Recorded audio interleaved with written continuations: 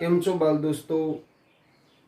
આપણે આપણા તાસની શરૂઆત પ્રાર્થનાથી કરીશું, તો સૌ પ્રાર્થના માટે તૈયાર. પ્રાર્થનાના શબ્દો છે ગાયત્રી મંત્ર.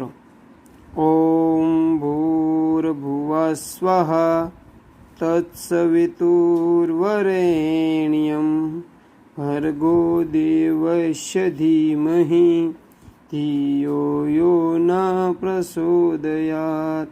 ઓમ શાંતિ શાંતિ શાંતિ.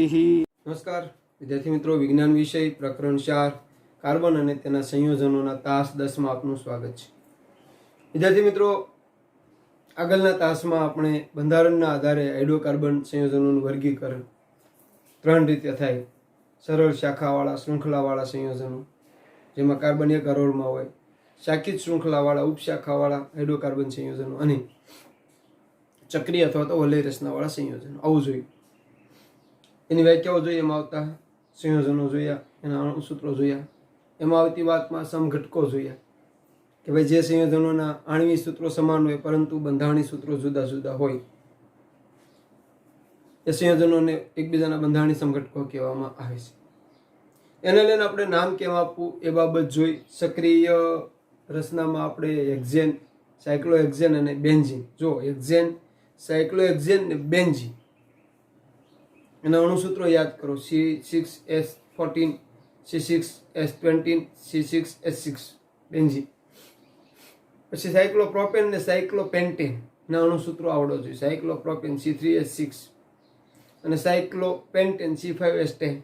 એને કેમ બંધારણીય રીતે દર્શાવાય એ બધું જોયું. આ તાસમાં આપણે આગળ ઇલેક્ટ્રોન બિંદુ નિરૂપણ જોવું છે, પણ એ પહેલા ફરી એક વખત થોડીક બાબત કરી લઈએ કે અહીંયા હું તમારી સમક્ષ એક સંયોજન લખું છું, ધ્યાન રાખજો. જે નોર્મલ બ્યુટેન છે કે ભાઈ CH3 bond CH2 bond CH2 bond CH3. આનું નામ છે નોર્મલ બ્યુટેન. આનો એક સમઘટક છે આ રીતનો. જો CH3 bond CH bond CH3 અને અહીંયા બોન્ડ CH3 સમઘટક. આ કાર્બનને S2 ક્યાં વહી ગયા જોઈશું તો એક શાખા અહીંયા થઈ, એટલે એક S સાથેનો બંધ એનો દૂર થયો. હવે આને આમ આપણે લખાયું છે આઇસોબ્યુટેન. જોઈશું આઇસોબ્યુટેન. પણ એનું બીજું નામ દેવું હોય તો કેટલામાં કાર્બનથી શાખા છે તો ભાઈ બીજા, એટલે 2 લખો. આને શું કહેવાય? મિથાઇલ. એટલે મિથાઇલ, 2 મિથાઇલ, 2 મિથાઇલ. હવે આડા કાર્બન ગણી લો, 1 2 3, 2 મિથાઇલ પ્રોપેન. એક બંધ છે, એટલે આ નામ કેમ દેવાય ઈ જોઈજો ખાસ. જોઈ લો બરાબર. આ જ રીતે આપણે પેન્ટેનને લઈને જોઈએ. પેન્ટેનને લઈને જોઈએ તો પેન્ટેનના 3 સમઘટકો. તો એક normal pentane CH3 bond CH2 bond CH2 bond CH2 bond CH3, જે નોર્મલ પેન્ટેન છે. હવે એમાં એક શાખા ફાટતી થી બીજો સંયોજક CH3 બોન્ડ બીજેથી જ ફાડવાની છે શાખા, એટલે CS bond CH2 bond CH3 અને અહીંયા CH3. અહીંયા જે S ઘટ્યો અહીંયા વધી ગયો. ચોથા કાર્બન કેટલા છે? 2 છે. અને ચોથા કાર્બન 3 થઈ ગયા છે.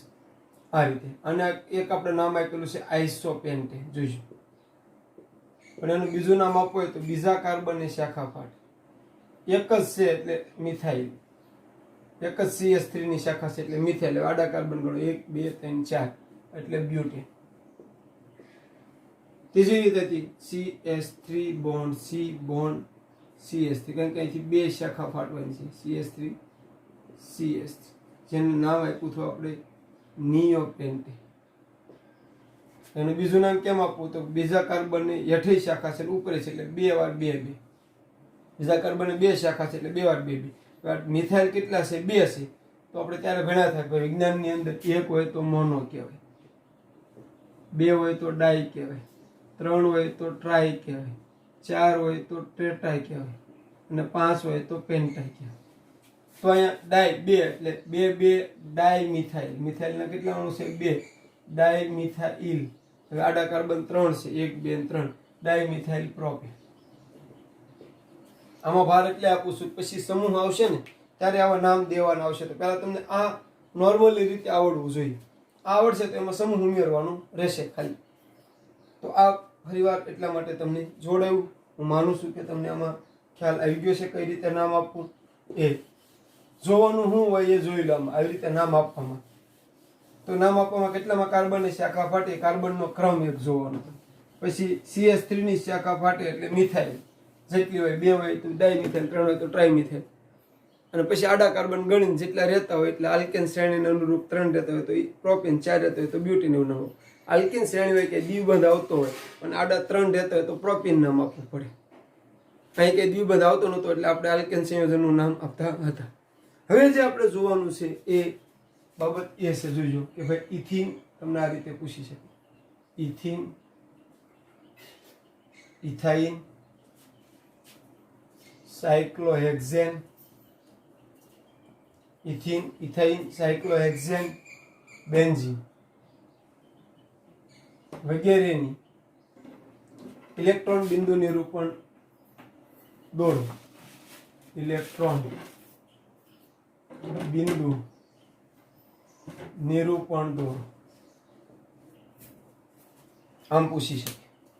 તો આપણે પહેલું સંયોજન લઈએ ઇથિન. જોઈશું ઇથિન, તો આપણે લખીશું ઇથિન C2H6. આપણે પહેલો મુદ્દો લખીશું ભાઈ ઇથિનનું અણુસૂત્ર. પહેલા અણુસૂત્ર નક્કી કરવું પડે. ઇથિનનું અણુસૂત્ર C2H6 છે. ઇથિનનું અણુસૂત્ર C2H6 છે. આગળ લખીશું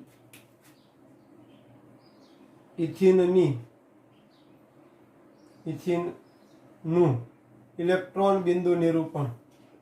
ઇથિનનું ઇલેક્ટ્રોન બિંદુ નિરૂપણ નીચે મુજબ છે.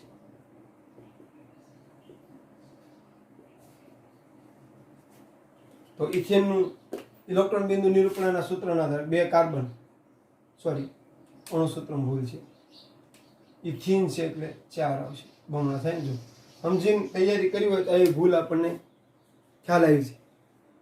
કારણ કે દોરવા ગયો તો ઇથિન શબ્દ આવે ને મારે દ્વિબંધ દોરવાનો છે એટલે ખ્યાલ આવી જાય એ 6 ન શક્ય બની શકે. ઇથેન છે, ઇથિનની. તો હવે આપણે આગળ દોરીએ તો 2 કાર્બન પરમાણુ દોરો. આપણે સ્ટેપ બાય એમાં દોર્યા હતા આ રીતના. આ 1 કાર્બન પરમાણુ, આ બીજો કાર્બન પરમાણુ. હવે એ 2 કાર્બન પરમાણુ એકબીજા સાથે દ્વિબંધથી જોડાય છે. દ્વિબંધથી આ રીતે દોર્યું. હવે એની આજુબાજુ 2 હાઇડ્રોજન, એકની 2, આની આજુબાજુ 2 હાઇડ્રોજન, આની આજુબાજુ 2 હાઇડ્રોજન. એ જ રીતે આ કાર્બનની હાઇડ્રોજન, આ કાર્બનની 2 હાઇડ્રોજન. હવે એ 2 એક બંધથી જોડાણા એટલે એક કાર્બનનો, એક હાઇડ્રોજનનો ઇલેક્ટ્રોન, કાર્બનનો હાઇડ્રોજન, કાર્બનનો હાઇડ્રોજન, કાર્બનનો ને હાઇડ્રોજન. જેને બીજી રીત એ રીતની છે કે જેમાં C દ્વિબોન્ડ C bond H bond H bond H bond H આ રીતે પણ બતાવી શકાય. ઇલેક્ટ્રોન બિંદુ નિરૂપણ ઇથિનનું આ રીતે થાય. જોઈશું આ રીતે બરાબર ધ્યાનથી જોઈ લઈશું. અથવા તો અહીં એરો કરો, આમ ન કરો, બધું સરખું લાગતું હોય બંધમાં એરો કરો. અને બીજી રીત લખવાની, સીની આજુબાજુ કેટલા હાઇડ્રોજન છે તો ભાઈ 2 CH2, 2 C વચ્ચે કયો બનશે દ્વિબંધ CH2. બીજી રીતે આ રીતે છે લખવાની. મેન આ 2 આવવા જોઈએ. તો આ ઇથિનનું ઇલેક્ટ્રોન બિંદુ નિરૂપણ થયું. એ જ રીતે આપણે હાલી તો ઇથાઇનનું. હવે તો પહેલા આપણે લખીશું ભાઈ ઇથાઇન શબ્દ લખીશું. ઇથાઇન જેનું અણુસૂત્ર છે C2H2. પણ આપણે મુદ્દો લખીશું કે ભાઈ ઇથાઇનનું આણ્વીય સૂત્ર અથવા અણુસૂત્ર, આણ્વીય સૂત્ર C2H2C. આગળ લખીશું ઇથાઇનનું ઇલેક્ટ્રોન બિંદુ નિરૂપણ. જોઈજો ઇથાઇનનું ઇલેક્ટ્રોન બિંદુ નિરૂપણ નીચે મુજબ છે. હવે આપણે એને આગળ લખીશું. ઇથાઇનમાં 2 કાર્બન છે એટલે આપણે પહેલા 2 કાર્બન દોરી નાખીશું. આ 2 કાર્બન એકબીજા સાથે 3 ઇલેક્ટ્રોનની ભાગીદારીથી જોડાયેલા હોય એટલે એ રીતનું કરી દીધું. હવે બે સાથે એક એક હાઇડ્રોજન છે,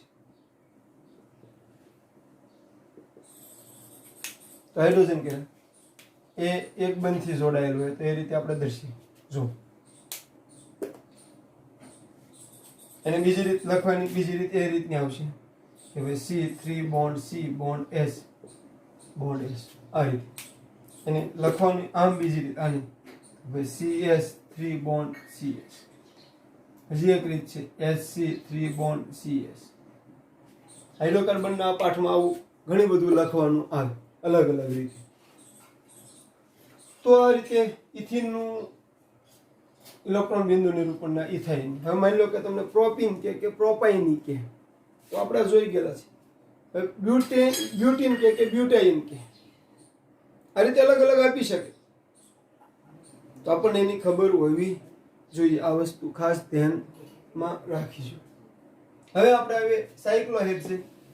ચાલો, તો સાયક્લોહેક્ઝેનમાં આપણે આવીએ તો સાયક્લોહેક્ઝેનનું આ જ રીતે થાય. હવે જ્યાં મેં દોર્યું તો આગળના તાસમાં બિંદુ નિરૂપણ કરેલું છે કે ભાઈ સાયક્લોહેક્ઝેન.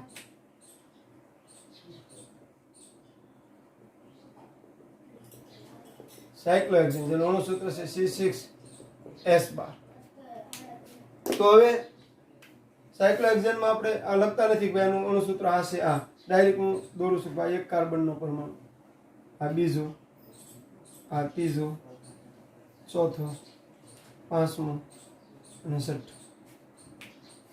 ક્યાં પરમાણુ છે? કાર્બન. કાર્બન એટલે આપણે લખી એની સંજ્ઞા લખી નાખી. આ કાર્બન પરમાણુઓ એકબીજા સાથે એક એક બંધથી જોડાય છે એટલે આપણે એ લખી નાખીએ.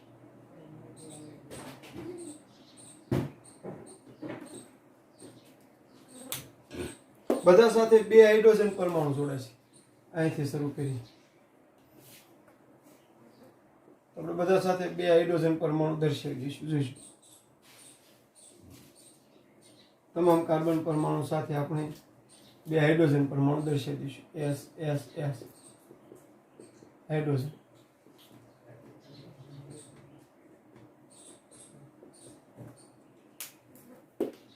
એમાં આપણે ભાગીદારી દર્શાવીશું. એક હાઇડ્રોજનનો એક કાર્બનનો, એટલે એને એ રીતે લખીશું.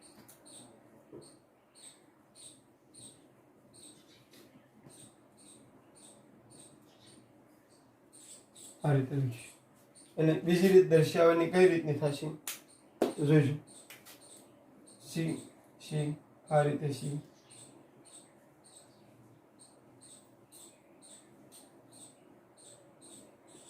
આ રીતે બીજી એની સાથે બે બે હાઇડ્રોજન ને દર્શાવીશું.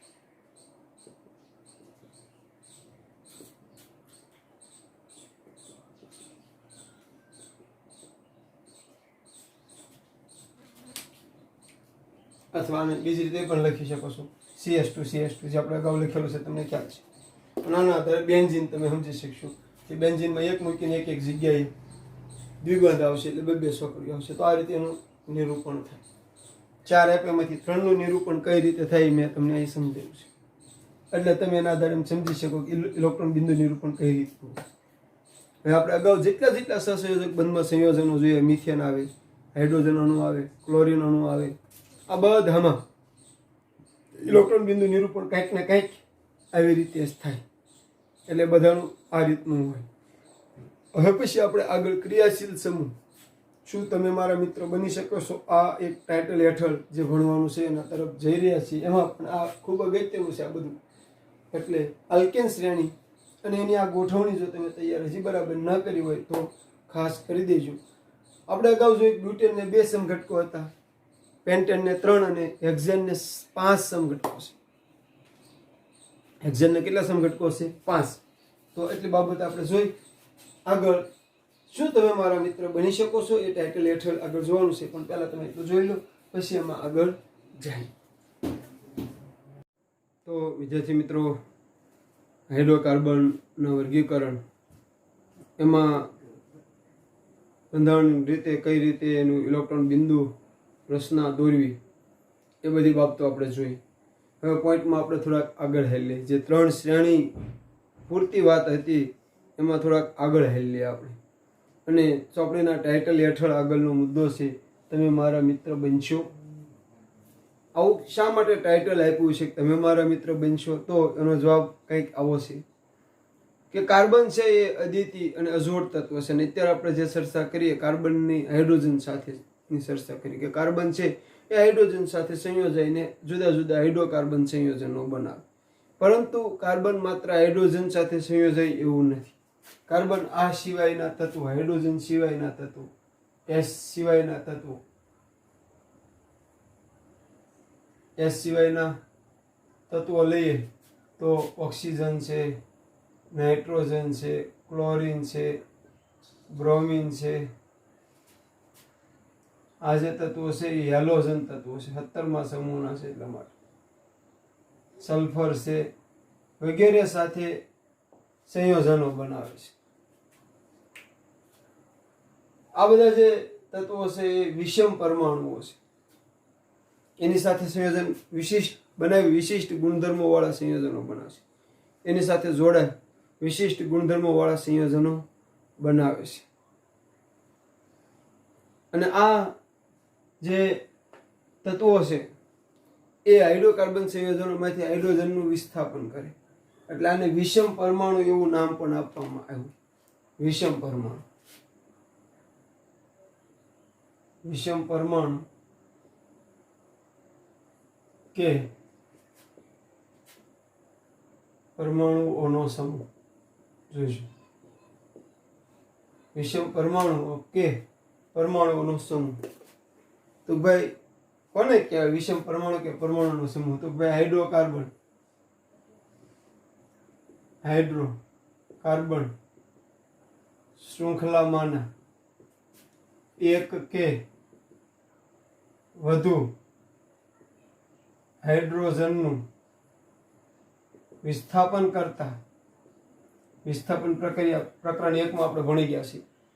હાઇડ્રોકાર્બન શૃંખલામાંના એક કે વધુ હાઇડ્રોજનનું વિસ્થાપન કરતા તત્વના પરમાણુને અથવા તો તત્વને પરમાણુને વિષમ પરમાણુ કહે છે. સમજો બરાબર? શું કહેવાય વિષમ પરમાણુ કોને કહેવાય? તો હાઇડ્રોકાર્બન શૃંખલામાંના એક કે વધુ હાઇડ્રોજનનું વિસ્થાપન કરતા જે તત્વ હોય એ તત્વનો જે પરમાણુ હોય એને વિષમ પરમાણુ કહેવામાં આવે. અને આ વિષમ પરમાણુ વડે હાઇડ્રોજનનું વિસ્થાપન થવા છતાં કાર્બનની જે સંયોજકતા છે એ સંતોષાયેલી રહે છે. સંયોજકતા સંતોષાયેલી રહે છે, કારણ કે એના જગ્યાએ આવી જાય છે. હાઇડ્રોજનને ખસેડે પણ એ ત્યાં આવી જાય, કાં એક બંધમાં કાં દ્વિબંધમાં આવી છે. અને આમાં જો કોઈ આવતું હોય તો એક ક્લોરીન, બ્રોમિન, આ બધા હેલોજન તત્વો છે. હેલોજન તત્વો એટલા માટે કે તે 17મા સમૂહમાં રહેલા છે. સમૂહ 17 આવર્ત કોષ્ટક. અને સમૂહ 17માં રહેલા તત્વોને હેલોજન તત્વ કહેવામાં આવે. એટલા માટે આ હેલોજન સમૂહના તત્વો હોય છે ને હેલોજન તત્વો છે.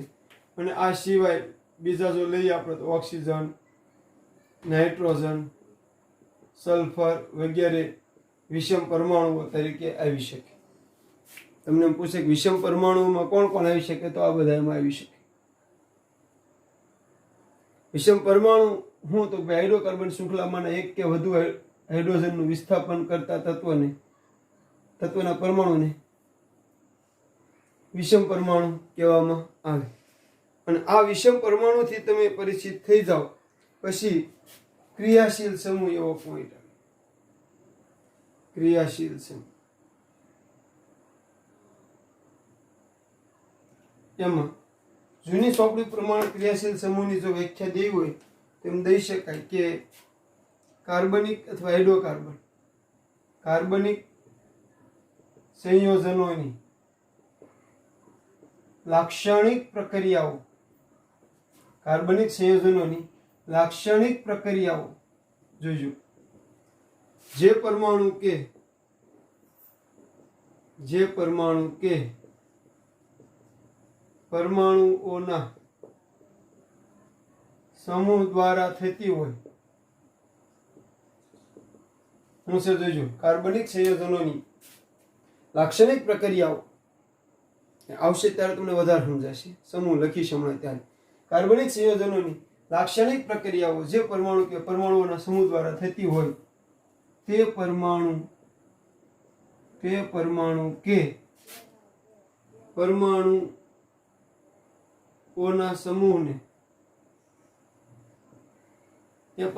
પરમાણુઓના સમૂહને ક્રિયાશીલ સમૂહ કહે છે. જો કાર્બનિક સંયોજનોની લાક્ષણિક પ્રક્રિયાઓ જે પરમાણુઓ કે પરમાણુઓના સમૂહ દ્વારા થતી હોય આ પરમાણુ કે પરમાણુના સમૂહને ક્રિયાશીલ સમૂહ કહે છે. બીજી વ્યાખ્યા જોઈ શકશો તમે કે વિષમ પરમાણુ અને બીજી વ્યાખ્યા એ હાઇડ્રોકાર્બનનું વિસ્થાપન જે આ કોઈ પરમાણુ સમૂહ વડે થયું વિષમ પરમાણુ અને તેને સમાવતા સમૂહ. યાદ રાખજો નવી સોંપણી તો વ્યાખ્યા આપણે આગળ આવતા હતા કે ભાઈ વિષમ પરમાણુ અને તેને સમાવતા સમૂહો કે જે કાર્બનિક સંયોજનોને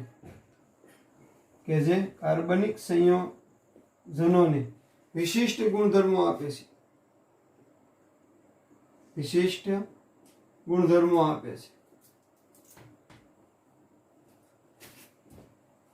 જે કાર્બનની લાંબી શૃંખલા અને સ્વભાવ પર આધારિત નથી તેને ક્રિયાશીલ સમૂહ કહે છે.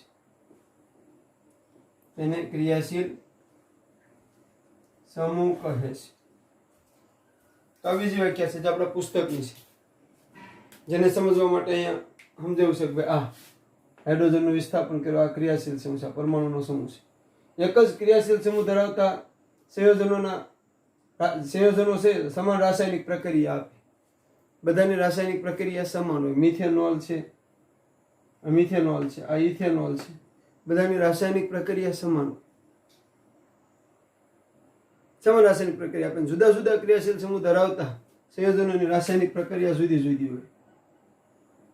જુદા જુદા ક્રિયાશીલ સમૂહ ધરાવતા સંયોજનોની રાસાયણિક પ્રક્રિયા છે એ જુદી જુદી હોય.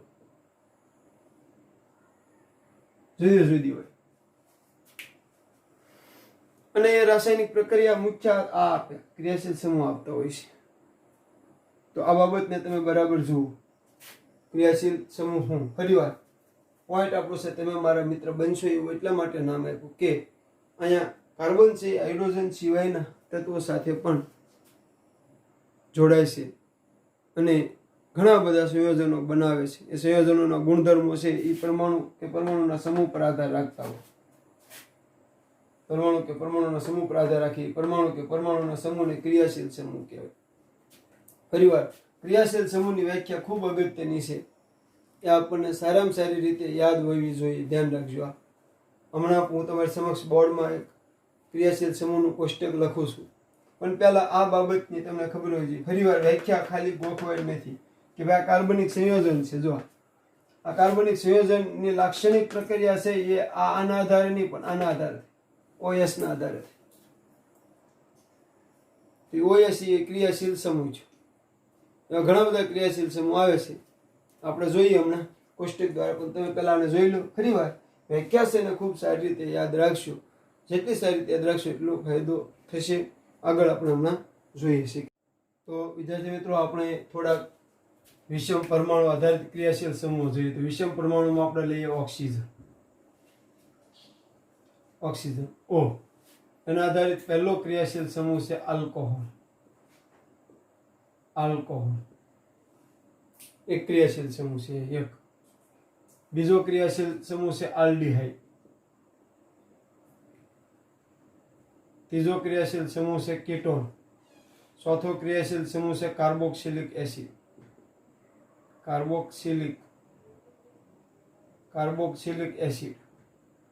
આ ચાર ક્રિયાશીલ સમૂહ વિશે આપણે જોવાનું આવશે.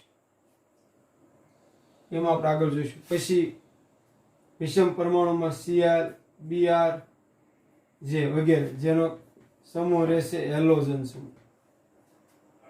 પેલા ઓક્સિજન વિષમ પરમાણુ આધારિત આ 4 છે. તમને પૂછે કે ભાઈ ઓક્સિજન યુક્ત ક્રિયાશીલ સમૂહ ક્યાં, તો આ 4. હવે આલ્કોહોલ ક્રિયાશીલ સમૂહ છે તેનું સૂત્ર છે બોન્ડ OS. આલ્ડીહાઇડ જે ક્રિયાશીલ સમૂહ છે એનું આમ બોન્ડ CSO. પણ બીજું એનું જોવું હોય તો એ રીતે બની શકે કે ભાઈ C દ્વિબોન્ડ O bond H. Ketone છે, કીટોન તો એનું અલગ રીતનું છે દ્વિબોન્ડ O. જે નામ પણ લખી શકો તમે કે ભાઈ દ્વિબોન્ડ O. અહીંયા જ્યાં આલ્કલી સંયોજન આવશે આમ તો R લખે, ઘણી વખત R એ લખે છે આ રીતે R. કાર્બોક્સિલિક એસિડ આ ત્રણે એક જ છે, આમ ગણો તો ત્રણે એક જ છે. આમાંથી ત્રણે બને C દ્વિબોન્ડ O. અને એક બાજુ R આવશે, એક બાજુ OS આવશે. બીજી રીત લખવું હોય તેમ લખી શકો તમે કે બોન્ડ COOS. કઈ રીતે બને જોજો. C એક OA એક OA અને H, COOS, R bond COOS એમ લખી શકો. બોન્ડ હેલોજનમાં બોન્ડ Cl આવે અથવા Br આવે. આ એનું સૂત્ર છે. હજી ઘણાને આમ ખબર નહીં પડે, આમ ખબર ઘણા નહીં પડે. સંયોજન લખશું પછી કદાચ ખ્યાલ આવશે તો આવશે. તો આપણે એનું સંયોજન લખીએ કે ભાઈ સંયોજનનું સૂત્ર તો મિથેન છે એમાંથી આ બને CH3COOS, જેનું નામ છે મિથેનોલ. સંયોજનનું નામ છે મિથેનોલ. હમણાં એ લખ્યું હતું આપણે. એક હાઇડ્રોજનનું વિસ્થાપન OS વડે થાય. એ જ રીતે HCSO આ અપવાદ છે. HCSO 2 લખું છું. HCSO મિથેનોલ, જેને ફોર્માલ્ડિહાઇડ કહેવાય. ફોર્માલ્ડિહાઇડ આ એનું સામાન્ય નામ છે. આ સામાન્ય નામ છે. આ એનું IUPAC નામ છે. પણ બીજું CH3CHO ઇથેનોલ. તો અહીંયા આગળ એક એક વિષય આપણે પછી સમજીશું. અત્યારે કોઠો લખાઈ દઉં છું. અહીંયા પ્રોપેનોન આવશે CH3COCH3, જેનું નામ આવશે પ્રોપેનોન, જેને બીજું કેવું હોય તો એસિટોન કહેવામાં આવે છે. આ કાઉન્સમાં લખીએ અને સામાન્ય નામ છે. કાર્બોક્સિલિક એસિડની અંદર પણ આની જેમ 2 થશે HCOOS, methanoic acid. Methanoic acid જેનું સામાન્ય નામ છે ફોર્મિક એસિડ. અને બીજું સંયોજન CH3COOS જે ઇથેનોઇક એસિડ છે, જેનું સામાન્ય નામ છે એસિટિક એસિડ, જે તમારા અગાઉ આવી ગયેલું છે. એસિટિક એસિડ વિનેગર પણ કહી શકાય. CH3Cl chloromethane. ક્લોરોમિથેન. તો તમારી સમક્ષ એક મેં કોઠો રજૂ કર્યો છે અને યાદ રાખવો પડશે ખાસ. આ યાદ નહીં હોય તો આગળ હવે એક એકના સંયોજન બનશે. Methanol, ethanol, propanol. અહીં મેં તમને એક સાથે 1 2 3 4 ને 5 લખાવ્યા. હજી એક એસ્ટર સમૂહ આવે. એસ્ટર સમૂહ. એસ્ટર સમૂહ એની ચર્ચા આવે ત્યારે કરીશું. પણ અત્યારે જે 5 લખાવ્યા, આ 5 તમને સારામાં સારી રીતે યાદ હોવો જોઈએ. ખાસ આ આર સાઈન ને આપણે શું જો આ આર લખ્યું, બીજું કઈ નવીન નથી. આ આર સાઈન ને આપણે આને જોડેલું છે. અહીંયા આર છે, અહીંયા આર છે ને આપણે આ CH3 જોડેલું છે. અહીંયા પણ બે બાજુ આર છે, તો એક બાજુ આ CH3 જોડ્યું, એક બાજુ આ CH3 જોડ્યું. અહીંયા એક બાજુ આર છે, એને આપણે આ CH3 જોડેલું છે. Cl કે બ્રોમિન સાથે આપણે CH3 જોડેલું છે. બ્રોમિન લેવું હોય તો લઈ શકો, CH3Br લઈ શકો. ક્લોરોબ્રોમિન, બ્રોમોમિથેન. એ જ રીતે બ્રોમોઇથેન, બ્રોમોપ્રોપેન, બ્રોમોપેન્ટેન. બહુ ઇઝી છે. એક વખત ચાંચ ડુબાડો, એટલું બધું ઇઝી છે કે તમને મજા આવશે. આ મિથેનોલ થયું, મિથેનોલ પછી ઇથેનોલ, પ્રોપેનોલ, બ્યુટેનોલ, પેન્ટેનોલ. એ જે શ્રેણી તમે શીખ્યા મિથેન, ઇથેન, પ્રોપેન, બ્યુટેન, એમાં જ હાલે. આપણે એક ને એટલે આપણે કેટલા કોષ્ટક બનશે? 1 2 3 4 ને 5 કોષ્ટક બનશે, 5 સુધી. જે આપણે આગળના તાસમાં એ 5 કોષ્ટકની ચર્ચા કરવાના છે કે આ રીતે 5 કોષ્ટક છે એ બને. પહેલા આ ખાસ તમને આવડવું જરૂરી છે. આ ક્રિયાશીલ સમૂહનું સૂત્ર એટલું છે, આવડવું જરૂરી છે. જોજો, આ 2 કોલમ બહુથી વધુ મહત્વના છે. આ 2 ઉપરથી આ બધા બનવાના છે. પછી સામાન્ય નામ અને IUPAC ના. IUPAC એક સંસ્થા છે, international union of pure and apply chemistry સંસ્થાનું નામ છે. જે તત્વોને નામ આપે, આપણે બધા તત્વો છે ને એનું નામ આપવાનું કામ આ સંસ્થા કરે. International union of pure and apply chemistry જે સંસ્થા છે એ આ નામ એના આપેલા છે. આ સામાન્ય નામ છે. એસિટોન ને એ બધા, ફોર્મિક એસિડ ને એસિટિક એસિડ ને એ બધા. તો એટલી બાબત આપણે જોઈ. આ તાસનું ગૃહ કાર્ય આપણે હમણાં બોર્ડ પર રજૂ કરીએ છીએ. પણ તમે ખાસ ફરી વાર કહું છું, આ 2ને તો બહુ સારી રીતે તૈયાર કરી રાખશો. તો વિદ્યાર્થી મિત્રો, તાસ 10નું ગૃહ કાર્ય અહીંયા રજૂ કર્યું છે. પહેલા જે ભેણા થાય એની ઇલેક્ટ્રોન બિંદુ રચના લખવાની છે, વિષમ પરમાણુ વિશે લખવાનું છે, ક્રિયાશીલ સમૂહ વિશે લખવાનું છે, 8 SW પ્રશ્નો લખવાના છે. આ ગૃહ કાર્ય આપણે સારી રીતે કરવાનું રહેશે. ફરી વાર આ કોઠો છે એ જેટલું સારી રીતે સમજશો એટલું આગળનું તમારી માટે સરળ રહેશે, 10માનું અને આગલા ધોરણનું. તો ખાસ આને સારી રીતે સમજો એવી આશા સાથે આ તાસ અહીં આપણે પૂર્ણ કરીએ છીએ.